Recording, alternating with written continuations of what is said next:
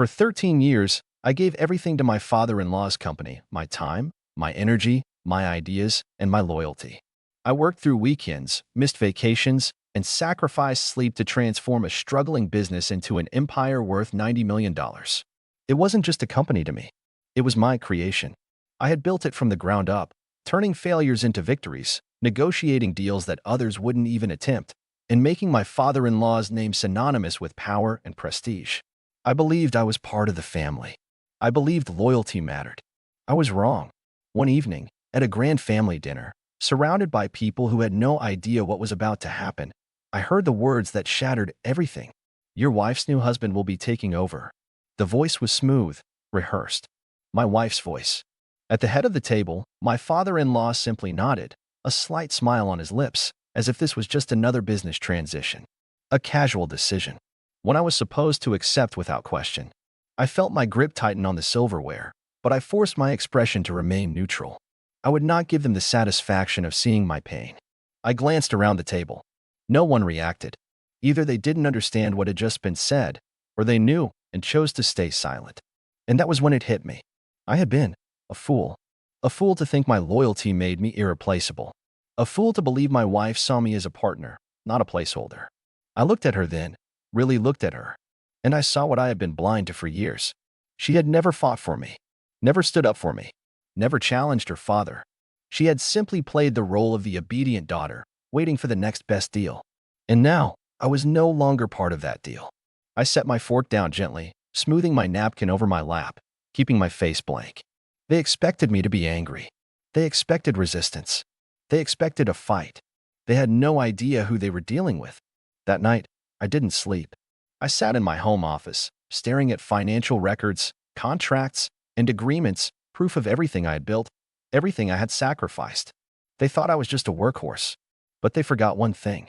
The horse they rode for 13 years had learned to run without a rider. And if they thought I was going to walk away quietly, they were about to learn just how wrong they were. By 3 a.m., I was fully awake, adrenaline coursing through my veins. My laptop screen glowed in the dimly lit office as I combed through every document I had ever signed. Their betrayal should have broken me. Instead, it ignited something far more powerful, the need for revenge. For 13 years, I had played my role carefully. While my father-in-law shook hands at galas and my wife enjoyed the luxuries of my labor, I had been making moves, subtle, quiet, but strategic. I was not a fool. I had seen how power shifted in this family. I had known that loyalty was never guaranteed. And so, I had ensured that my control over the company was not just symbolic. It was legal, ironclad, and absolute. My fingers flew across the keyboard as I pulled up the executive shareholder agreement. The numbers stared back at me, a stark reminder of what I had orchestrated over the years. 62%. That was how much of the company I owned. Not my father-in-law. Not my wife. Not the stranger they had picked as my replacement. Me. I leaned back in my chair, exhaling slowly. They thought they had boxed me into a corner. But they had no idea that I had already built the exit. They expected me to disappear quietly. Instead, I was going to burn their carefully laid plans to the ground.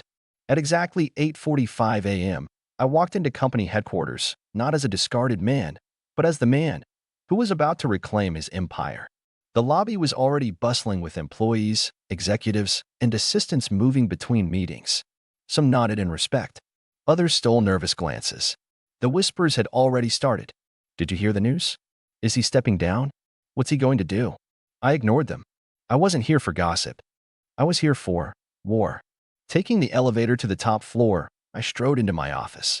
My presence alone sent a ripple of tension through the space.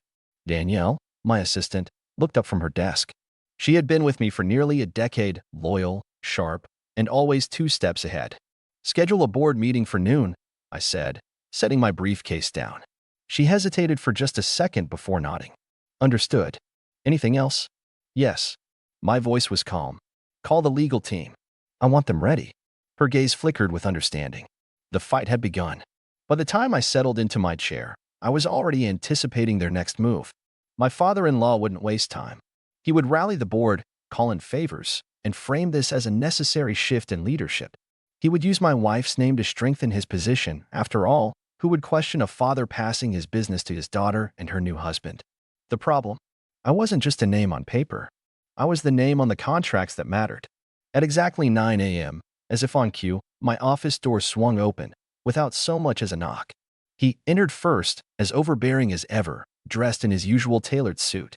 My wife followed, perfectly poised, her expression unreadable. And then he walked in, the so-called new husband dash. Young, confident, smug. Exactly the type of man my father-in-law would consider worthy of taking my place. He had the arrogance of someone who thought he had already won. I almost laughed.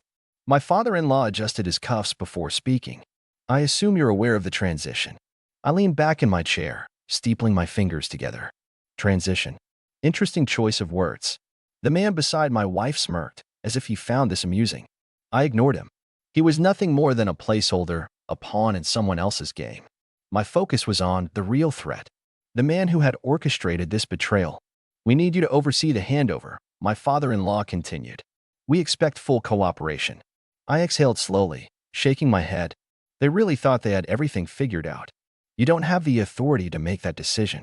A flicker of irritation passed over his face. My wife's expression barely shifted, but the smug look on her new husband's face faltered. Reaching for the remote on my desk, I pressed a button. Behind me, the massive screen on the wall lit up, displaying the executive shareholder agreement. Their eyes darted to the document. First, confusion. Then, panic. I watched the moment. They realized they had made a fatal mistake. I let the silence stretch before speaking. This document states that any transfer of power requires approval from the majority shareholder. I leaned forward, my voice steady. And that would be me. The room was silent. For the first time, my father-in-law's mask of control cracked. This is impossible, he muttered. No, I corrected, my voice cutting through the tension.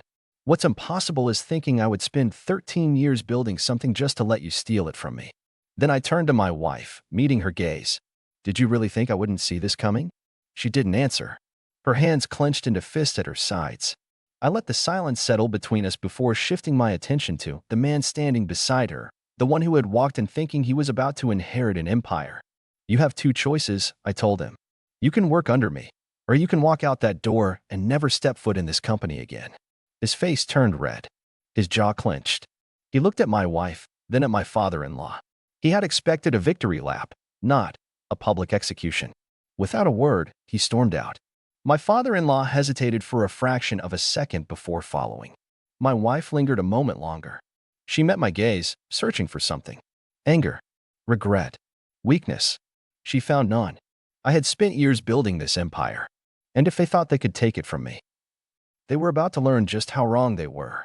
The air in my office was thick with tension long after my father-in-law and my so-called replacement stormed out. My wife was still standing there, her hands clenched at her sides. Her carefully curated mask of indifference was slipping, just a little. She wasn't used to losing. Neither was her father. But today, they had lost. I leaned back in my chair, watching her closely. She was waiting for me to break the silence, to give her something, an explanation, an argument, a reaction. I wasn't playing that game anymore. Finally, she spoke. You knew.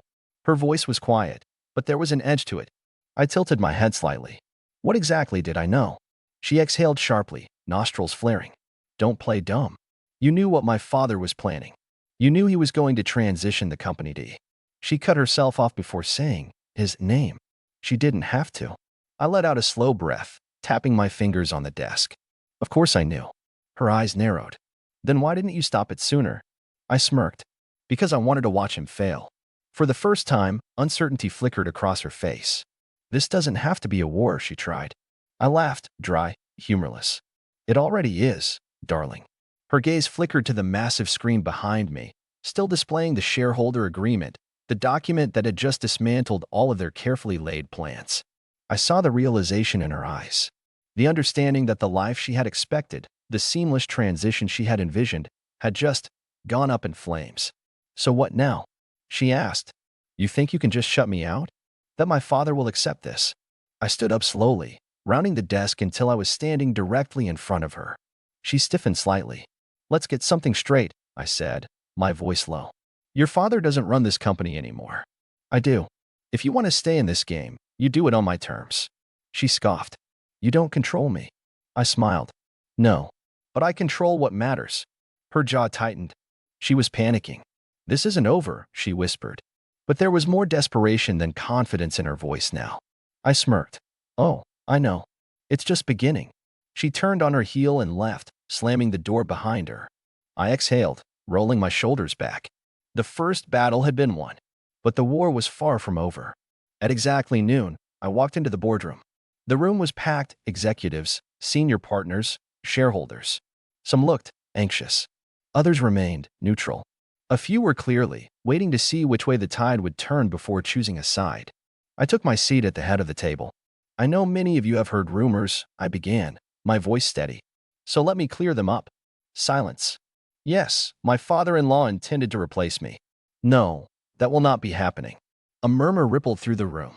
I let them talk amongst themselves for a moment before continuing. I built this company into what it is today. Every deal, every expansion, every strategic move, I was at the center of it. And I will not allow a man who has never spent a single day working here to walk in and take what I built. One of the executives, one I had always respected, cleared his throat. Your father-in-law has significant influence. He could make things difficult. I met his gaze head on. Perhaps. I leaned forward. But let me make one thing clear. If anyone in this room believes that backing him is the right move, speak now. Silence. Heavy. Deafening. Good. I nodded. Loyalty matters, I continued, my tone softer but no less firm. And those who stand with me now will be rewarded. Those who don't, well, you should know me well enough to understand that I don't forget disloyalty. I let my words settle. This was a game of power, and I had just made my position clear. By the time the meeting ended, I had secured the support I needed. My father-in-law could try to fight me, but he was about to learn something important. I wasn't the man he thought he could control. By 3 p.m., my office phone rang. I picked it up without hesitation. I was wondering when you'd call. A slow, measured exhale came through the line. You think you've won. I smirked, leaning back in my chair. I know I have. Another exhale. You've made a mistake, son. A mistake that's going to cost you everything. That's funny, I said, twirling a pin between my fingers. Because from where I'm sitting, it looks like the only mistake was thinking you could take what's mine. Silence. I let it stretch between us. For years, my father-in-law had spoken to me with authority, with the certainty that I would always fall in line. Today, for the first time, that authority was gone. We should meet, he finally said, his voice tight. We should, I agreed. But on my terms. My office. 1 hour. I hung up before he could argue. If he wanted a discussion, it would be on my turf, under my rules. The next 60 minutes passed in strategic preparation. I had Danielle pull up every document, every financial report, and every legal agreement that mattered. I wanted them printed and stacked neatly on my desk, not because I needed to review them, but because I wanted him to see them, to understand that I wasn't just prepared. I was untouchable. At exactly 4 p.m., my office doors swung open. My father-in-law walked in, his presence just as imposing as ever. But this time, I wasn't the one answering to him. He took a seat across from me. No smugness, no condescension, just barely concealed frustration. You can't do this, he said. I smiled. I already did. I tapped the stack of papers on my desk. You built this company, but I made it an empire. And now? Now, I own the empire. For the first time in his life, my father-in-law looked at me, not with power, but with fear. Checkmate. For the first time in his life, my father-in-law looked defeated. He had spent decades ruling from behind a desk, controlling people like chess pieces, believing he was untouchable. But now? Now, he was just a man who had lost everything. I watched as he tried to regain control of the conversation, to shift the power back in his favor.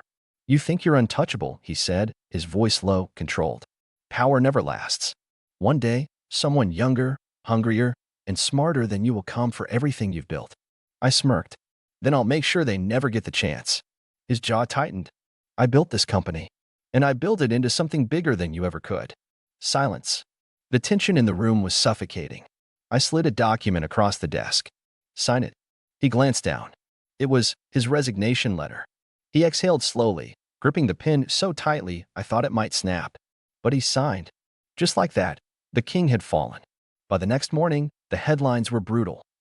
Power shift at Hastings Enterprises, chairman resigns amidst corporate takeover. The end of an era, the rise of a new leader. Hastings' empire falls. Who really built it? I sat in my office, sipping my coffee, reading through each article with quiet satisfaction. Danielle stepped in, her tablet in hand. Your ex-wife has been calling. I didn't look up. Let her call. She hesitated. She also came by the building earlier. Security turned her away. I exhaled slowly. She's not used to being ignored. Danielle smirked. Clearly. Another pause. One more thing. Your father-in-law is requesting a meeting. I chuckled, shaking my head. Of course he is. Set it up tomorrow, my office. At my convenience. The next morning, my father-in-law entered my office, looking smaller than I had ever seen him. Gone was the powerful businessman. Gone was the arrogance. All that remained was a man who had lost everything. He took a seat across from me. I won't waste time, he said, his voice rough. I want a seat at the table. I laughed, genuinely. You had a seat. You lost it. He clenched his jaw. At least let me buy back in. Name your price. I leaned forward. There is no price. His fingers curled into fists. You're shutting me out completely? I shrugged. You shut yourself out.